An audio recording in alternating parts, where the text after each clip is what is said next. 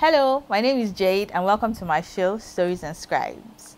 So it's been an exciting ride reading my books and I hope you have subscribed to my channel, you're following me on Instagram and on Facebook.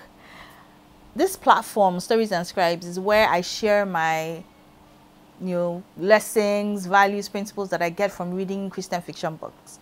And I went into this because I wanted to explore the vast authors that are in Christian fiction. I discovered that in reading Christian fiction, most of us have either read Francine Rivers, Frank Peretti, Karen Kingsbury, Ted Dekker, and don't think that there are any more authors that can give us what we need in Christian fiction. But this is one of the things Stories and Scribes will do. Expose you to other authors, amazing authors that are doing great work. In the Stories and Scribes we've done Meshu Andrews, which has been an amazing read and an amazing author.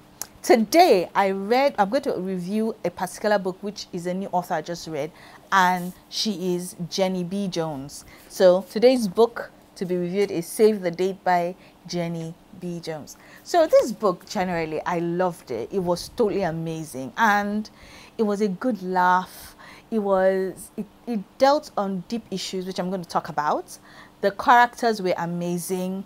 The people that connected with the stories are amazing. The stories they told, the lessons that they brought out were amazing. So before we continue, let's read the synopsis.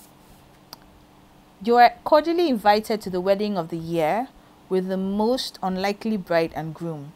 Save the date and say your prayers. Ooh. When the funding for Lucy's non-profit job is pulled, she's determined to find out why.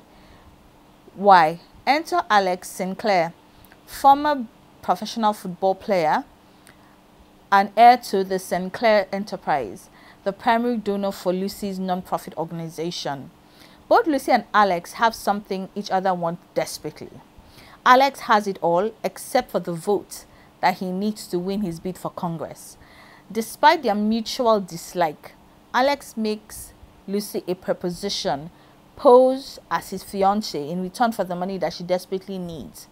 Bound to a man who isn't quite what he seems, Lucy finds her heart and her future on the line. Save the Date is a spunky romance that will have readers laughing out loud as this dubious pair tries to save their career as a dream and maybe even a date. So when I read this book, I loved it. I laughed, I cried, I could identify with it because two key issues came up in this book. One of insecurity. So Lucy was insecure because she was raised by a single mom. She didn't know her dad.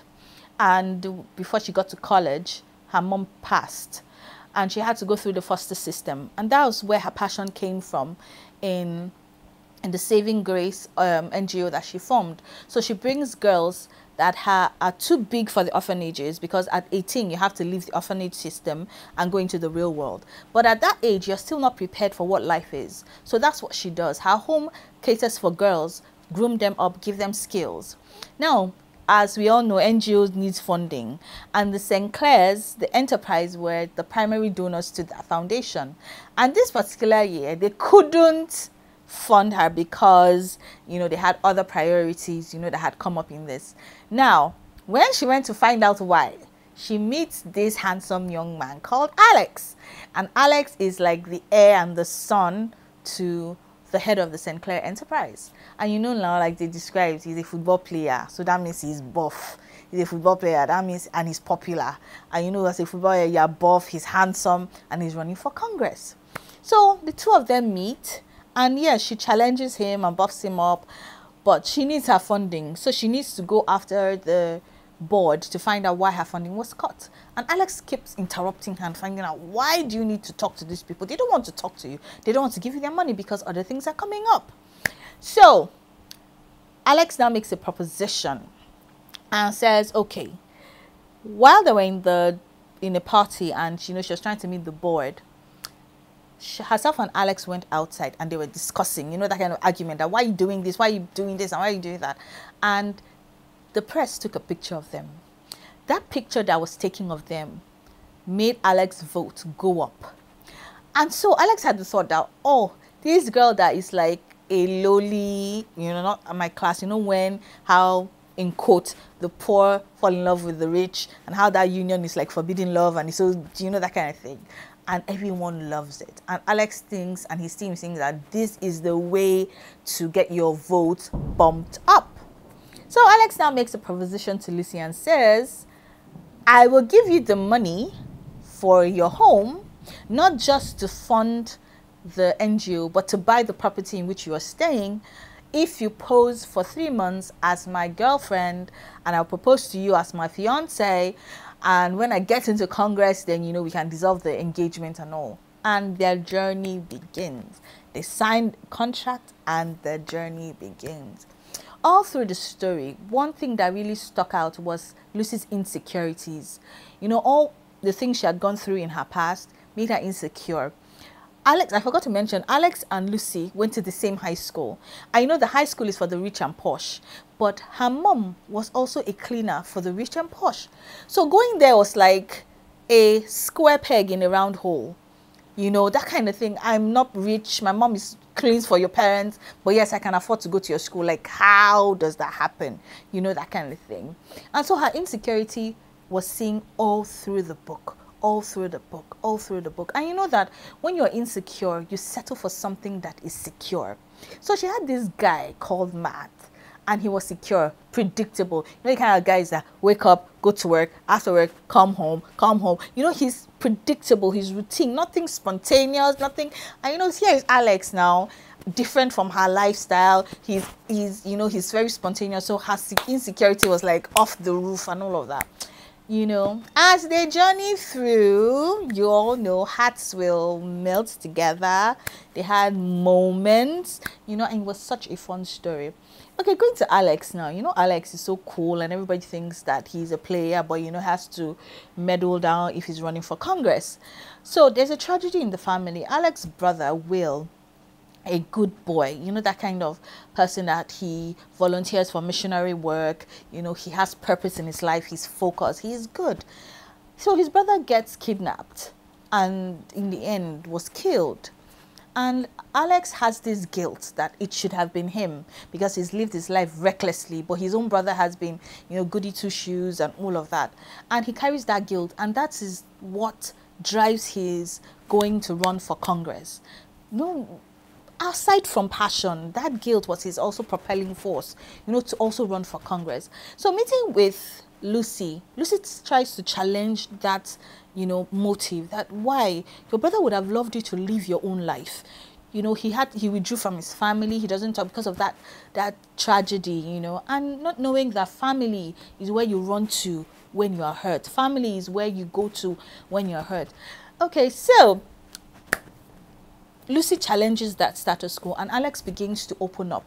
And that when people are in kind of a relationship, fake or real, there are moments where the real yous will connect to each other. And that's what you see in moments in the book. I love the fact that, it's a Christian fiction book. All through, you see how Lucy prays and say, God, you have to help me in this situation. What am I doing? You see Alex also asking God, oh God, I think I ran away from you. When Will was kidnapped, I had to come back to God. And you come to the point where you see that there is something that always draws us back to God. There is an insecurity, something about your past, something, guilt, shame, and we always realize that God loves us even much more than we can ever love ourselves. And it is so important. One thing I loved about this was that when Alex and Lucy were in this fake engagement, as it were, Lucy did not tell her friends. So she has a group of nerdy friends where, they are Star Wars fans, and Lord, may the force be with you, that kind of thing. And none of them knew, even her best friend Morgan. And Morgan couldn't understand why Lucy would go for Alex, which Alex wasn't her type. But there are some times in your own life, there are decisions you make that your friends can never understand. And while at the surface of it, it really doesn't make sense. Sometimes it's only you that particular thing makes sense to. I just want to encourage you. There's sometimes God will ask you, maybe God, maybe whatever, God sometimes will ask you to do things that don't make sense in the natural. As long as you are comfortable and are convinced in your heart that this is what you should do at this particular moment, do it, because in the end of it, it will all come out good. As long as one, you know that God will never tell you to break a principle, a law, a value. God will never tell you to go against what he has said is wrong. Then you should do it.